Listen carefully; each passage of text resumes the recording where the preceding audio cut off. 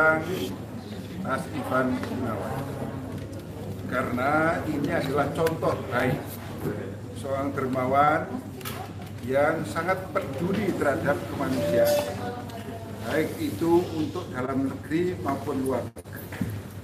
Kami telah mempelajari kedermawanan beliau untuk kemanusiaan, dan dengan begitu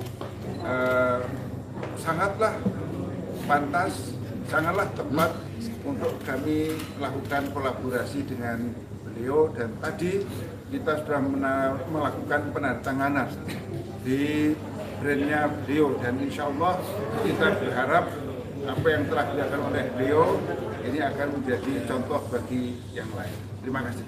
Kemarin kan ada bantuan apa Bang Ivan untuk Palestina dalam waktu itu? Ya, jadi hari ini saya mengucap syukur, alhamdulillah saya bisa diundang oleh Basnas dan bisa diapresiasi. Jujur dari hati kecil saya, setiap apa yang saya buat, yang saya berikan kepada masyarakat di Indonesia maupun di luar sana, tidak ada niatan sedikit pun untuk mendapatkan pengakuan dari siapapun, Pak. Tapi alhamdulillah hari ini dari pihak Basnas memberikan apresiasi tersebut. Saya mengucapkan banyak terima kasih, dan apa yang saya lakukan selama ini bukan semua keluar dari saya pribadi, tapi saya juga ingin mengucapkan banyak terima kasih kepada para customer, pelanggan setia, mereka yang fanatik terhadap karya-karya saya gitu. Karena alhamdulillah dari keuntungan penjualan kerudung, penjualan baju yang saya buat selama ini bisa menghasilkan begitu banyak kebaikan. Dan saya juga berkomitmen untuk tidak berhenti sampai di situ saja, dan saya juga setiap saya melakukan sesuatu saya ingin terjun langsung. Jadi seperti saya bangun masjid di Uganda, saya langsung ke Uganda, Pak. Walaupun saya nggak tahu Uganda itu seperti apa, kondisinya seperti apa, bener-bener random banget hidup saya gitu. Jadi saya bukannya nggak percaya dengan orang ketiga, orang keempat, orang kelima gitu. Tapi saya suka kalau di saat saya berbuat kebaikan itu langsung tepat pada sasaran dan terlihat, oh terpakai, oh ternyata bisa dipergunakan gitu. Jadi dengan saya melihat semuanya itu justru malah membuat gairah saya untuk bisa berbuat kebaikan tuh semakin lebih besar lagi. Kurang lebihnya seperti itu. Kak Igun, mungkin keuntungan penghasilan dari selama Kak Igun berkarya mungkin sebagai program CSR juga masih mungkin Oh iya dong, ini sebagian dari CSR gitu, karena buat saya, karena saya sudah masuk di dunia fashion modest ya, khususnya juga di hijab gitu. Jadi saya tidak mau semuanya saya telan semuanya gitu, karena saya pengen orang-orang di sekitaran saya juga bisa kembali bisa merasakan nikmatnya. Bahkan kalau di brand saya, Pak, tadi saya lupa cerita, saya ini menggandeng anak disabilitas, namanya Windy.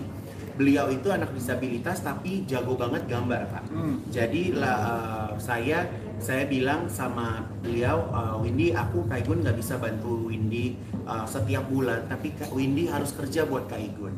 Jadi Windy itu setiap bulan dia mengirimkan gambar ke saya, lalu dari gambarnya Windy itu akhirnya kita jadikan scarf kerudung dan kita jual kembali. Dan itu keuntungannya untuk Windy menyekolahkan adik-adiknya, untuk Windy, untuk kehidupannya Windy gitu. Jadi itu salah satu cara gitu, karena saya kalau misalnya orang perlu kita manjakan tanpa dia berusaha, aku rasa itu juga tidak akan membuat dia menjadi besar gitu. Jadi dia sekarang makin hebat menggambar dan karyanya juga dinantikan oleh customer aku gitu. Jadi ini satu hal yang luar biasa sih. Jadi seperti saat ini juga kita program CSR kita juga membangun sekolah-sekolah yang memang membutuhkan, dan juga aku juga mengajar di beberapa SMK di bidang fashion untuk bisa mendapatkan atau sharing ilmu dengan apa yang saya punya gitu. Bahkan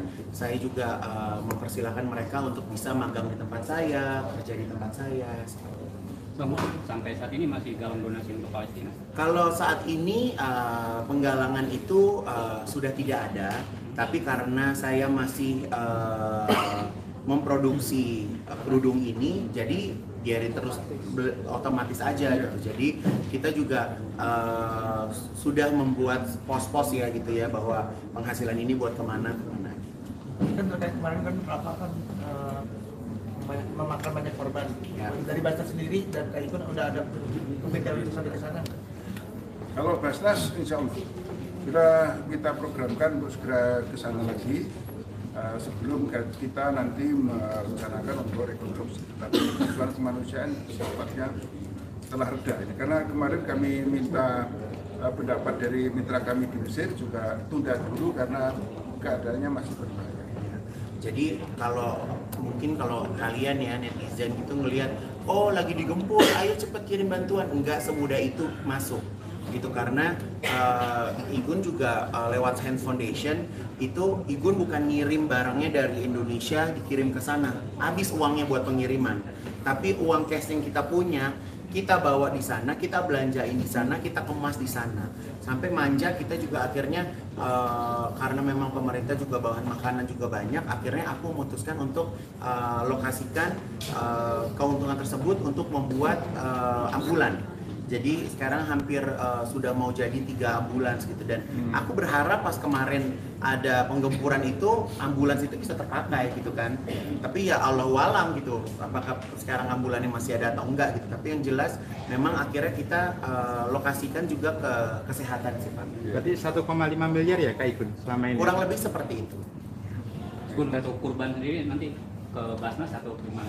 Kalau kurban, alhamdulillah mengundang Bapak nih. Jadi kebetulan kan aku punya rumah tahfiz Quran Pak. Jadi Bapak insya Allah tengokin. Jadi pengennya nanti pas kurban, pengennya di tempat rumah tahfiz Quran aku gitu. Jadi kalau aku selalu cerita, aku tuh pengennya rumah tahfiz Quran itu anak-anak yang ada di situ mereka semua mendapatkan pendidikan yang layak, pendidikan sekolahan dan juga pendidikan agama gitu. Aku pengen mereka juga berprestasi juga gitu. Jadi nanti bakal ngobrol lebih panjang dengan teman-teman dari Basnas untuk bisa membantu merealisasikan lebih segera. Tapi kabarnya juga Kak Igun akan Uganda juga akan membentuk.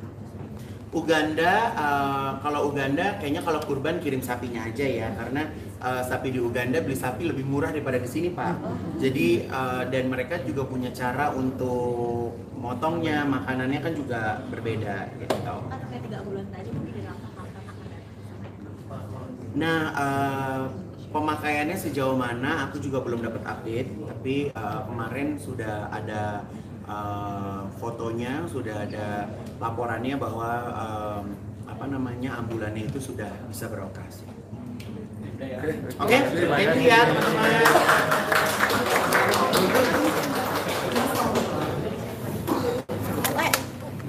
Le. Tadi kabarnya mana Pak?